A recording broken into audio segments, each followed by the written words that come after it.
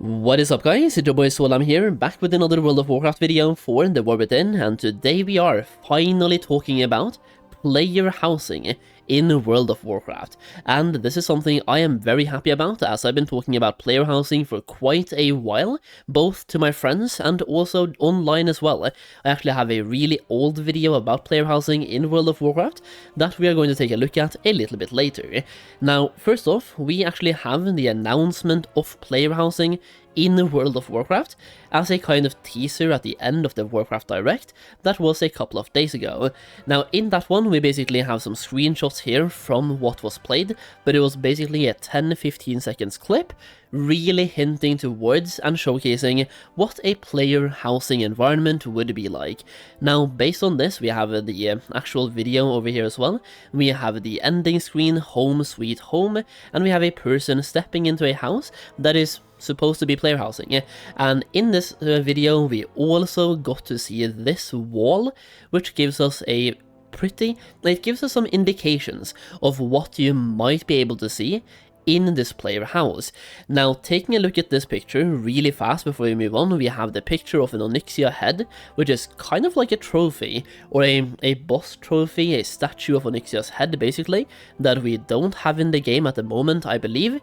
We have a sword on the top right, we have the Bulwark of Asinoth in the middle, we have another sword down there, and we have a target dummy that is holding a wooden sword.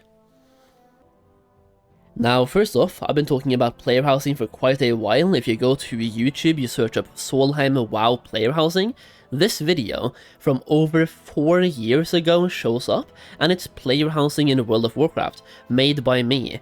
And in this video I kind of talk about the housing system, what it could be like in World of Warcraft, and the thing is, we're going to be echoing a lot of the same today, and we're going to be talking about a bunch of the same but with updated info, and we finally have player housing hinting towards a lot of the things that I covered in that video, and some other videos I have had about player housing over the years. So let's just start off with talking about the broader aspect of what player housing could lead to. First off, let's talk about player housing in itself. Player housing could be done in several different ways, and I believe there's one that is more likely than the other ones. Method number 1 of player housing could be open world player housing. That means you get the access to put down your house in several different locations in the open world. You will not be able to put it down anywhere, but you will have basically a housing zone. If I was to show you that right now using the current zone that I'm in as an example, you would have Castle Zygor for example, and instead of being able to put down your house absolutely anywhere, let's say that right here we have a location that is basically not being used for anything, right? Over here, where I'm flying right now, there's pretty much nothing. There's a few mobs. Over here they could probably have about 30 houses. You can have 30 houses right here, and they wouldn't really do anything, and the upside of open world player housing is that anyone will be able to see your house when they walk past it. If you played Arcade had an open world housing system where you had X amount of houses available in every single zone, and then it was first come, first serve. If you see an empty lot, you can place down your house, and now that is your lot and it's your house, and failure to pay taxes on your house means that it gets taken down, and then the plot is open to anyone else. Now once again, the upside of this is that if I place my house right here, everyone would see my house when they walk in and out of Dornogal. The downside of this would be the open world lag this could cause, and also there's going to be a limited number of houses available, which means house scarcity will be a thing, and it's like it has both upsides and downsides. I do think the downsides do kind of overweigh the potential upsides. Now apart from that, what I think is going to happen here is probably going to have housing specific zones, which means that we might have a portal in the Timeways or in Dornogal or in Stormwind, and you go through that portal, which takes you to, let's call it housing zone 1, and in housing zone 1 it would be like a neighborhood basically, where you would have 100 houses in the same place, and then you can go to the portal back out and go to housing zone 2, which is a zone for another 50 to 100 houses in a neighborhood. I do believe that would be the best solution, because if I have a house, I want to see other people around my house. So it has to be a neighborhood where it has to be more than just one house in every single zone. If I take a portal right now, and it's a portal to a Solheim Gold house, and it's basically in Garrisons 2.0, where you have nobody's going to be able to see your home unless you invite them to your home. To me, that's not good. I want to be able to see my house and to see somebody else's house at the same time. So for me, it will have to be a player housing zone, where once again we have the time ways or the core ways, right? If I go to the time ways right now, we can go through this portal, and this one requires level 80, so never mind. But imagine over here, we have 10 different portals to a housing zone 1, 2, 3, 4, and all the way to housing zone 10. That way, there will be less lag on the servers, and you will have, once again, let's just say it's 100 houses per zone, you would then have up to 100 players in every single quote-unquote zone. TLDR, housing can be done in many different ways, either open world or instanced, and I do believe they will go with instanced this time around. I'm just hoping it's not Garrisons 2.0, and I'm hoping it's, I hope that you're able to see other people's house and physically walk into other people's house. It should be like a neighborhood. It should be a player housing zone with between 50 and 100 houses in one individual zone, like one player housing zone. Now, with that covered, let's talk about what other things in the game player housing can actually lead to. And for this, I think player housing could be the perfect segue to expand our current professions in the War Within, or I guess Midnight, because player housing will be coming out in Midnight. Now, player housing could lead to us getting 2 new professions, one for lumberjack and one for carpentry. Now, talking about these 2 more specifically, what a lumberjack is, you cut down trees for wood, and you will have 3 different types of trees. We had this back in World of Draenor, so they already have the actual infrastructure for this, and they have the mechanics for this as well. So they had the big trees, medium trees, and small trees in World of Draenor that you then used in your garrison to expand your garrison. So once again, we already had this system, so we can get a lumberjack profession that cuts down trees for wood, and you will have 3 different types of trees. You have big, medium, and small. Cutting down trees can also drop tree oil and sap, and this becomes important to tie this into more than just making furniture. Now, wood can be used by carpenters for furniture and also scribes for paper. Now, at the moment, if you're a scribe, you can buy parchment from a vendor, and I would love to see this, if you get a woodcutting profession in the game, I would love to see them take this item out of the vendor. At the moment, you're gonna buy fresh parchments from a vendor, and I'm hoping they take that away, and now you can make fresh parchments from wood, because paper comes from wood. So to me, this one kind of makes sense, and it would tie this profession into many other professions, creating an actual ecosystem in the game itself.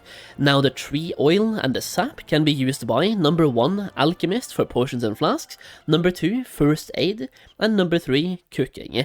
The reason for this is that tree oil, for example, is already used in a lot of ointments and just general health stuff, and tree sap is literally used in it can be boiled and eaten / drunk, drunk.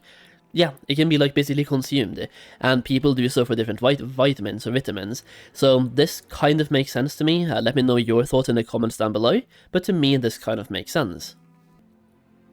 Now, with lumberjacking done, let's talk about carpentry as well, and this one is a lot cheaper, well not cheaper, but like a lot less. Carpenters can make, number 1, housing furniture. This can be a lot of things like pictures on the wall, making those picture frames, right? Currently, blacksmiths also makes frames, so maybe you combine both carpenters and also blacksmiths there at the same time, but you can make basically that. You can make target dummies, that's number 1, we already saw that on the picture from before, so you can make target dummies as well. You can make chairs, tables, beds, anything that you actually use wood to then make things out of wood, as a carpenter does. Number 2, you can make weapon racks, and this one is technically still a housing furniture, but I think it's important to put out. You can make a weapon rack, hang it on the wall, and then place your actual weapons that you find in the game on that wall. Basically, you click the item rack, and then it takes you to your transmog page, and any weapon you have in your transmog page, you can then put on display on that weapon rack. You can also make armor racks, which is also, once again, in the same furniture category, and in this case, it's the same thing as a weapon rack, but instead of putting it on the wall, it's kind of like a mannequin that you can then put your armor on, and once again, you click on the mannequin, takes you to your transmog page, and you put whatever transmog you want on that mannequin just to show off that you have that transmog, or you have those items, and it looks cool. And number 3 is wooden weapons for transmog, just because that also makes sense, and it kind of ties this back into the picture we saw at the beginning here, announcing player housing, where we had a target dummy. If I just pull this up really quickly here, we had a target dummy here. If you look at the bottom right of this picture, the target dummy is holding a wooden sword. So for me, that could make sense. Getting wooden sword transmogs or something like that could even just be a toy or something you put in your house, but having it as a full transmog would also make sense. So at this point we are done with carpentry. Now let's talk about boss trophies. And before we do that, let's look at this once again. We have the head of Onyxia here. Now in my video from 4 years ago, I believe I talked about boss trophies, and if I didn't, I have it in a more recent video like 2 years ago, where one of the things I suggested for player housing was that it creates an infinite loop for replayable content, and that is something Blizzard loves. They love it when they give you a reason to go back and grind old content for small cosmetic items. That Head of Onyxia, for example, let's say that that item is called Head of Onyxia, and it's in a item category called Trophy. Now, every time you kill Onyxia, you will have a 10% chance to get the trophy, or let's say 5% chance, or 3% chance to make it more of a grind. So 3% chance to get the trophy of killing Onyxia. That gives you another reason to go back out and grind older content. It is also new items being added, so you will not get it by having killed them like retroactively. You will have to go back and farm older content. They can do this for Ragnaros from Molten Core. We have Onyxia, we have Lich King. They can make like a memorable trophy from every single raid boss at the end of a patch, like for example patch 1.1, 1.2, 3.1, every basically major raid of every expansion could have a boss trophy attached to it, and then you have a reason to go out and grind that. Imagine having the Helm of Domination, for example, as a boss trophy and hanging that on your wall in your house. It gives you a reason to replay old content, which Blizzard absolutely loves, and these trophies will be in a brand new item category called Trophies, and they can be hung on the wall.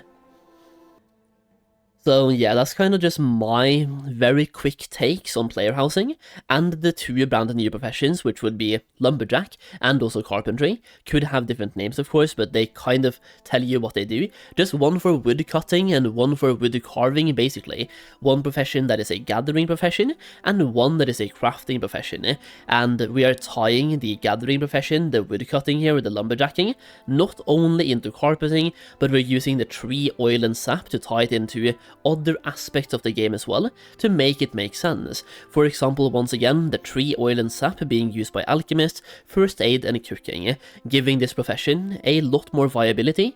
And for gatherers, for example, or gold farmers, or just farmers in general, you now have more options than just choosing from fishing, herbalism, mining, or skinning. You can also chop trees, which makes a lot of sense.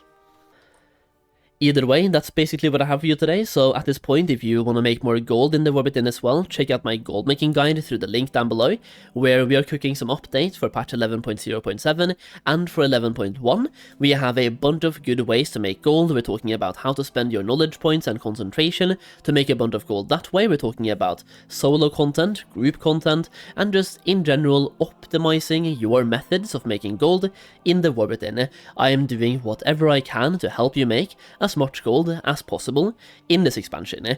In addition to that, when you buy the guide, you also get access to a exclusive Goldmaking Discord server, where I give you guys early access to content, so when we find a very good gold farm, for example, you get access to that before the video goes public, and the same thing goes for investments or anything goldmaking related, you will get access to that before the videos go public.